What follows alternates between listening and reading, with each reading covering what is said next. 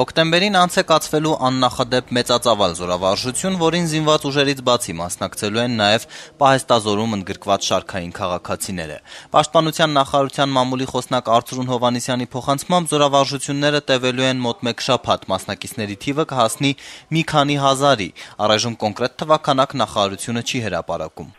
Պանիկայի տրվել, ինչ-որ ավելնորդ խոսակցությունների, դա պլանային, նորմալ զորավարժություններն են, որին պահեստազորումներով մասնակցություն է միջոցառման է եւ բավականին մեծ մասնակցություն։ Պաշտպանության նախարարությունը շեշտում է, որ շարքային քաղաքացիների ներգրավումը զորավարժություններում որևէ արտառոց բան չի նշանակում։ Ընդամենը փորձ է արվում բանակում պարբերաբար օգտագործել նաև այս ներուժը։ Ուշագրավ է, որ զորավարժություններին կանչվելու են պահեստազորի բոլոր տարիքային խմբերից։ Ծանոթագրեր կստանան ինչպես բանակից նոր զորացրված երիտասարդները, այնպես էլ նույնիսկ 50 տարեկանից բարձր տղամարդիկ։